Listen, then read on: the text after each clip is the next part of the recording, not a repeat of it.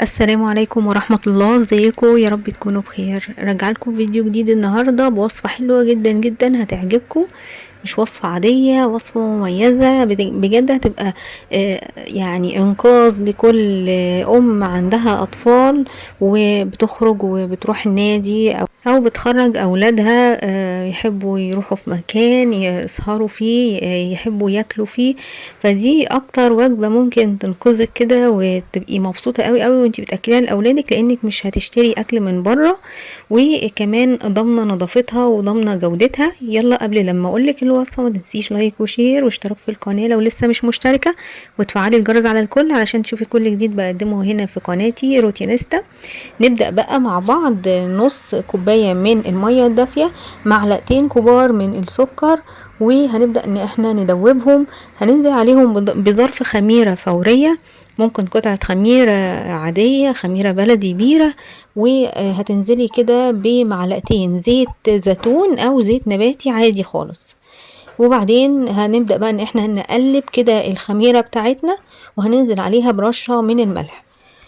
هنا تقدري تستبدلي المية لحليب، وهنضيف عليها معلقة كبيرة من الخل.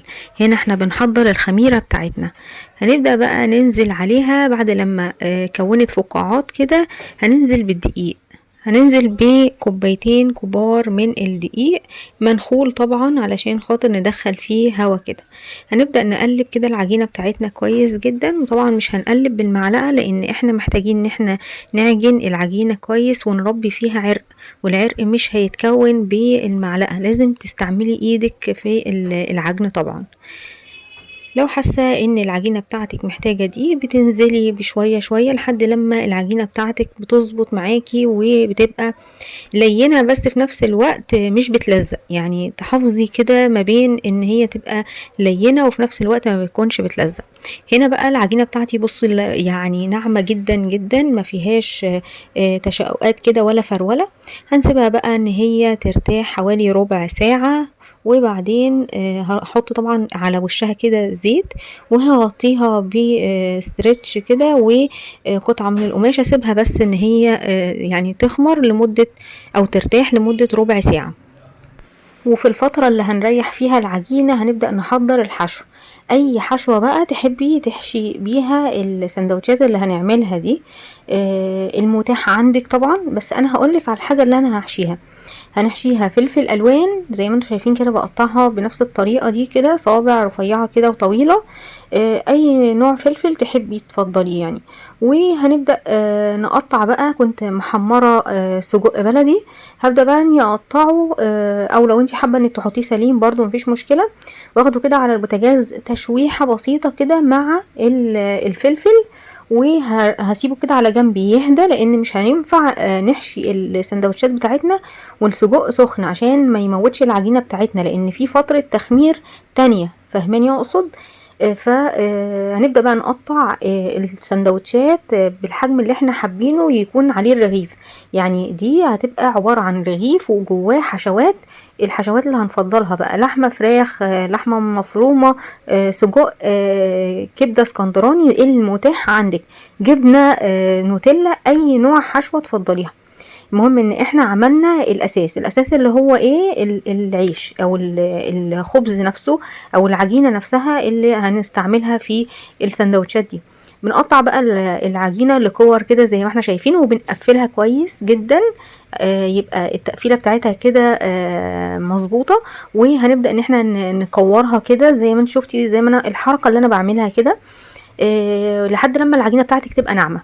هنيجي بقى ناخد قطعة قطعة، وهنبدأ ان احنا نفردها كده. طبعا مش بتفردي رقيق، احنا عايزينها ليها سمك علشان الرغيف بتاعنا يبقى سمكه كويس مع الحشو بتاعنا. هتبدأي انك انتي تفرديها بنفس الطريقة دي كده، وهنبدأ بقى نجيب الحشوة بتاعتنا ونحطها في الجزء اللي في النص كده، يعني على الحرف كده. وهتبدأي انك انتي تلفي الحشوة بتاعتك على السجق اللي عاملاه، فاهمين؟ يعني نفس الطريقة دي كده. وتقطعي العجينة من الجوانب كده، وهتجيبي بقى الطرف بتاعها على فوق، وتبدأي تقفلي بنفس الطريقة اللي انت شايفاها كده، كأنك بتقرصي العجينة بمعنى أصح.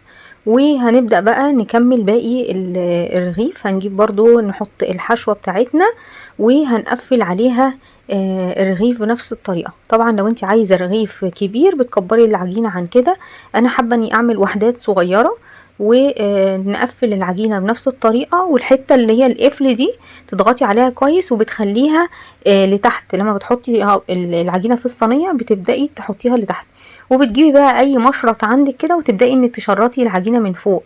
ده علشان الساندوتش او الرغيف ما يفرقعش مننا او يفتح، علشان خاطر جواه حشوة، وكمان علشان خاطر بيدي شكل حلو قوي لما العيش بيستوي وبيرتفع كده في الفرن، بيدي فتحات كده شكلها حلو قوي زي العيش الباجت كده بالظبط. نكمل بقى باقي العيش بنفس الطريقة، وطبعا تحطي بقى حشوات على مزاجك. لو عايزة تعمليها حلو، لو عايزة تعمليها حادق، لو عايزة تعمليها بحشوات بسيطة ما فيهاش لحوم، كل ده متاح بالنسبة لك. والوصفة دي بجد على قد ايدك، يعني تقدري تتحكمي فيها وهتعملي اكلات حلوة جدا. الولاد يحسوا ان هم خرجوا ويحسوا ان هم غيروا جو، وفي نفس الوقت اكلوا كده في الهوا وهم بره البيت. تبقي عملتي اكله حلوه وجميله وولادك مبسوطين وهم بياكلوها، وفي نفس الوقت ما كلفتيش نفسك واشتريتي حاجات من بره البيت. وطبعا احنا يعني عارفين ان كل الاسعار دلوقتي غليت، وخصوصا لو اسر كبيره طبعا الحاجات اللي بتبقى بره البيت بتبقى مكلفه جدا. بس كده. هنسيب العجينة دي تخمر كمان ربع ساعة كمان، وهنشغل الفرن على درجة حرارة 180. وهنبدأ بقى ندخل العجينة. بس طبعا الأول هنبدأ ندهن الوش بتاعها قبل لما ندخلها الفرن. تدهنيها بصفار بيض أو زبدة أو حليب، المتاح عندك على فكرة بيبقى اختياري يعني. وبتدخليها الفرن بقى على درجة حرارة 180. الفرن بيكون مسخن مسبقا، وما بتاخدش اكتر مثلا من 10 دقايق، ربع ساعة بالكتير قوي. طبعا الدهان اللي على الوش ده بيفرق جدا جدا. وده شكلها بعد لما خرجت معانا من الفرن، حلوة جدا وريحتها بقى خطيرة خطيرة. تقدري تحطي اي منكهات في العجينة لو انتي حابة تحطي مثلا ينسون، شمر، الحاجات الحلوة اللي بتدي روايح حلوة للعجينة، بتدي ريحة وبتدي طعم ممتاز قوي. اتمنى تكون وصفة حلوة وعجبتكم ونالت رضاكم وتجربوها وتعملوها، يعني بجد مش هتبطلوا تعملوها كل لما تيجوا خارجين، او حتى لو حابين تتعشوا باكل بسيط في البيت. لايك وشير، وما تنسيش الاشتراك في القناة، والسلام عليكم.